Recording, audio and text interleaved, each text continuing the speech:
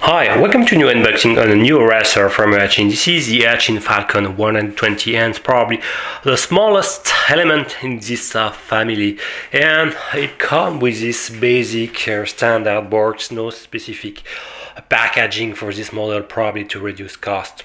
Anyway, whatever the box, the more important is what you will have inside, so let's discover the bundle. Okay, here are all the elements and already pre-installed some props, okay, but they came in these two bags. You have some 4 blacks and 4 red. They are exactly quadri blade 33 model, okay, no bird nose, and well, you can at least have a different color to differentiate front to rear in for a lost flight condition. That's a good idea. But let's discover a little bit what our first accessories coming with.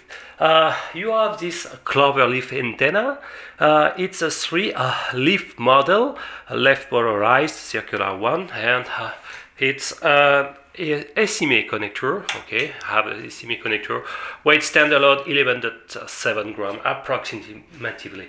You have this basic charger. It's a Nimax B3 model with this power cord, and for example Europe countries, you have this plug adapter. You can recharge up to a 2 or 3S model LiPo. It's a basic model coming with most of Eachine model recently. A small instruction manual coming with. You have this 3S LiPo battery is ending with an XT60 connector. So for a 120 model, maybe it's a little bit too large, and XT30 would have been maybe a better choice to gain some room and some weight. But anyway, this model is a 3S, as I said. I don't see clearly the discharge rate, but the dimension is 73 by millimeters by approximately 30 by 24. Okay, you have some room to install it, so you can very easily install a more larger model, at least longer one for sure. Here are all the elements, and of course you have the since it's the RTF packaging, you have a basic radio. This is one more time a FlySky solution we have been chosen, and it's branded by Eachine, but is nothing else than a FlySky i6 transmitter. So as most of radio transmitter of this type, to enter into the setup, you have first to press inner the boost trim button. Okay, press inner while powering the button, and then you will be able to enter into the setup. So now you can long press on OK and access to all the different system elements. So we can check that this model is using an FHDS2 radio protocol, so probably supporting some telemetry, even if it's not the case here. Okay, and the firmware version is the from 15. Okay, so not so more recent firmware for the transmitter. Let's have a look more for the reverse, no reverse channel, 8 point all centered, okay, to maximum scaling. The display, you have of course the 4 channel here, and channel 5 and 6 are respectively the switch C and the switch D, as you can see, and it's confirmed by this panel. Okay, channel 5 to switch C and channel 6 to switch D. No specific sub trim. Okay, everything is centered, and for dual rate with this button, you don't have any specific dual rate set, and for beginners I always advise to set at least for channel 1 and 2 some dual rate. Okay, so the goal is to apply what dual rate 0 when it's half position, let's say 70 degrees, so we can we can press OK to go to the rate, decrease the value with the down button to 70, let's say like this. Okay, and then press channel 2 now, press OK and decrease the rate value, okay, to 70, and long press cancel to save. You will hear this triple sound. Now it's saved, no problem. You will see that when I press the channel, I've got port in dual rate 1 for the first 2 channels. I'll leave the channel for like is it to not apply any specific dual rate. Okay, so now the transmitter is set and it's offering a good range, especially with some fly sky solution. Now let's discover a little bit more on the matching, and it's pretty light. Okay, so it's a 120 millimeters machine, and from the main characteristics is announced to support to have SP Racing F3 board, and it's the case. You can recognize here. Okay, you have the classic SP Racing interface with 4 UART port. Okay, and the main micro USB plug installed on top. So it typically is a sign of SP Racing F3 board, but you have some other port channel. Here, this one to control the LEDs. You have the VBAT measurement here, so it should be working to measure in real time your battery. Some free port here. Okay, that's great. Bit install bottom. You have this main plate here. Okay, this is the PDB board, and as well welcoming the 4-in-1 ESC solution. So very important, and this 4-in-1 ESC board is all announced to support officially a BLLES solution, and it was announced first to support also the last technology, D-Shot 600. Okay, and you will see in practice is unfortunately not the case, so it's only supporting multi-shots. It's already not bad, and at least you have BLLES announced to be BLLES, but unfortunately this board is not seen in BLLE suite or BLLE configurator, so it means that it won't be so easy to flash a new firmware version for this built-in ESC. Okay, that's probably the first and main drawback of this machine. Let's have a look about the general, and you can notice that the flight control board is rotated by minus 45 degree, or plus, or probably minus. Okay, so be aware if you apply a new setting, if you have a new Betafly firmware to apply the correct rotation. Okay, if you don't have any problem in your flight. But let's give a thickness of the arm, and you have assumed to be a 3-key carbon, and bottom you have a piece of foam. So just the carbon element standalone is 2 millimeters. Okay, and with the piece of foam you have 3 millimeters, so 1 millimeters of foam protecting the bottom side. Okay, and this part will little bit allow the battery to not slip, but even if you strap very well, it would slip a bit, so it's strongly advised to have a Velcro band to fix it and to secure the battery installation. On the bottom side you will find the XT60 connector, a little bit big for such a compact model, but you can replace it with an XT30 if you want. On the rear side you have 6 LEDs version for at least the SP Racing F3 board version, and centrally you have a buzzer. That's great to have a buzzer, and you will see that it's directly configured, assigned to a switch to your transmitter. That's great for your in case of you're loading your machine into tall herbs, grass, you will be able to localize thanks to the beeping, the buzzing. Okay, motors, wow, they are strong, super strong. Raystar 1306 announced to spin at 3,500 kV. That's great. Okay, shaft section is 5 millimeters. Okay, and you have this type of classics props lock. Okay, and maybe some nuts would have been better to save some weight and free room, but at least it's okay. Be sure to secure well them. The shaft section is classic cylinder, no problem. You have to push a bit. I'm not sure that the props, there are some 30-30 models, 3-inch model, super well balanced out of the box, and quadruped plate. I don't feel them super strong, but at least you have some 4 spare one available. There there is not a lot of room, for example, to install larger props. 3 inch is probably the maximum, maybe 3.5 inch, but I'm not sure such model exists. But look that to the video transmitter, really you don't have really a lot of room. Okay, so 3 inch is probably the maximum size you can install with such machine. But anyway, this machine can handle 4S battery. You have some 4-in-1 20 ampere ESC, a peak at 30, so it will be enough. Basically with squarely played props, will have a lot of power. That's great. Installed on top, you have this FPV camera. It's a basic CMOS model, announced to be 600 TBL, if I'm not wrong. You have a small tiny switch to turn it in NDAC or PAL. You have a mic installed in front, so it's recording sound, a unique 4 pads connector to power it and to retrieve both the video and audio signals. That's great. And you have the possibility to tilt it quite with a good angle, even with the RTF version.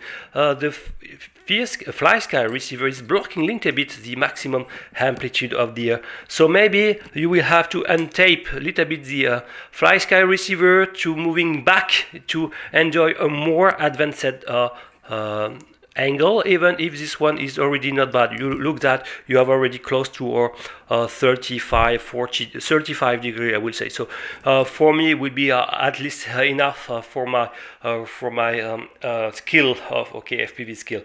Anyway, just installed beneath you have the 200 milliwatts video transmitter here. Okay, just install reversed with a left 40 degrees connector attached on top, so it's good to not break it. And if you are aware, you have a tiny button on the left side to select your video frequency as well as video band. Short press to cycle between the 8 frequency inside the current band, and long press to select one of the 5 supported band. And you have on top here you have 2 rows of LEDs, one indicating the current frequency band and the second the current frequency. So everything is indicated. Maybe it's not super obvious to access to this button, but with a small screwdriver you can at least set it at least once. So installed on top, you have this mini compact FlySky receiver, an A8S, and it's supporting both iBus, S-Bus connection and PPM. So by default it's connected with iBus connection and configured like that in Betaflight. So this machine is flashed directly with Betaflight 3.0.1, so not exactly the last one now, but almost the last one. So that's great. And basically you will see with the default Betaflight settings you have more or less the factory setting, more or less no specific one, except that at least the flight mode is well configured. Okay, that's great. Okay, so for me everything look clean. The electronics, the soldering job, maybe the arms are a little bit flexible. You can see 2mm is maybe not so much, and since the motor are very strong, very powerful, when you will apply high throttle, you will meet probably some jello, some vibration into the video, feedback video in FPV video. Let's give an information about the weight, and I will first of all install the SIMI connector, if I'm not wrong. Okay, of the antenna. A little bit tricky. You don't have a lot of room, okay, to apply your antenna. Okay, that's great. So without the battery, but with everything installed, remove the lens cap. This machine weighs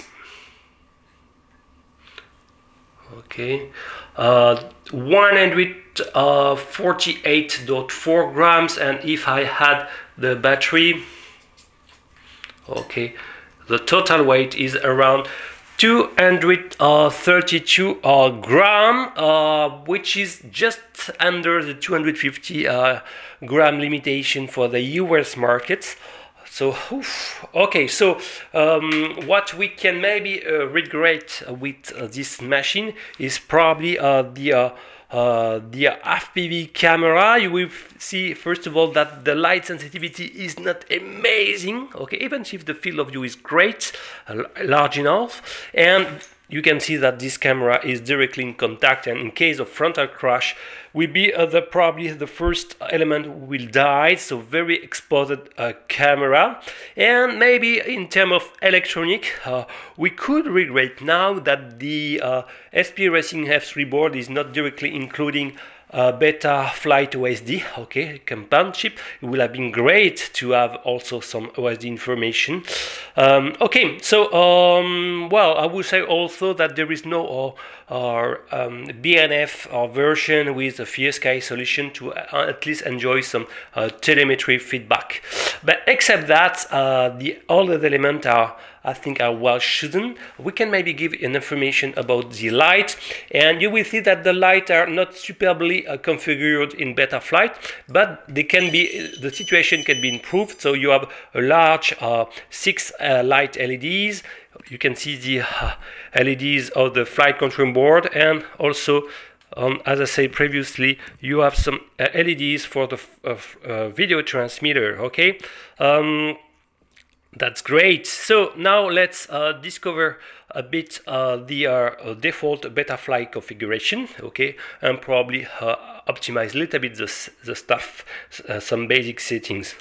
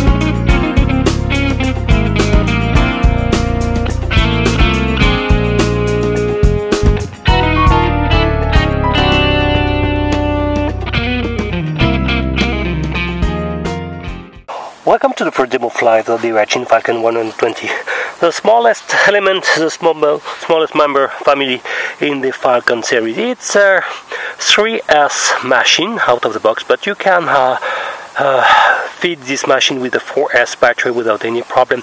With some 1306 motors, 3500 kV, 3-inch 4 blades props is already pre-installed.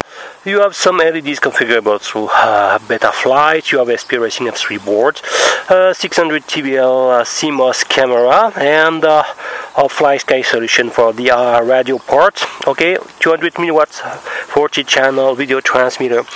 I will fly first, as usual, in lost condition, okay, and check how strong are the punch out, etc. in 3S already, and fly more after into a pure FPV. Notice the presence of a buzzer. That's great to localize my lost machine into the stored herbs. Let's go. Okay, so I will power the machine through the XT60 connector. Be sure to attach correctly your antenna. Okay, power.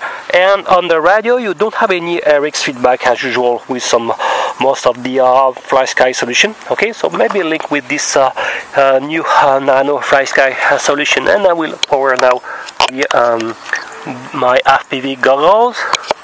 Okay, try if everything is here. Okay, perfect. I will start recording. Not sure I'm on the right channel. Let's check that. And maybe I'm on the adjacent. Let's check that. Okay, it was not this one.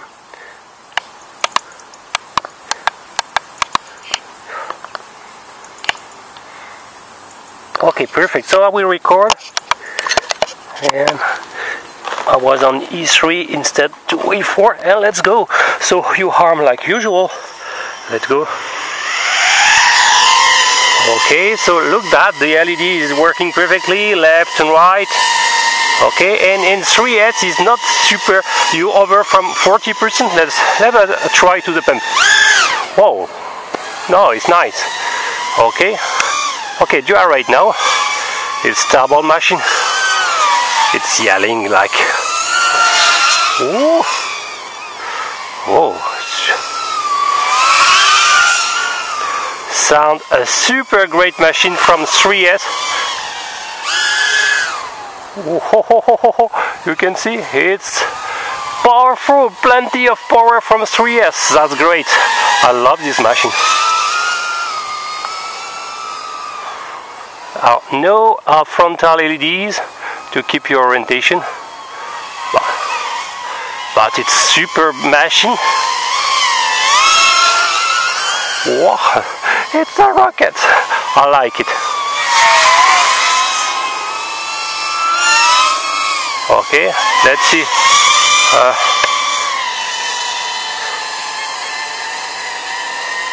Okay, let's have a try in Gratitude. Flipping super fast, super great, no problem. Yeah, strong machine for sure. Okay, let's engage more in pure FPV this machine. Great.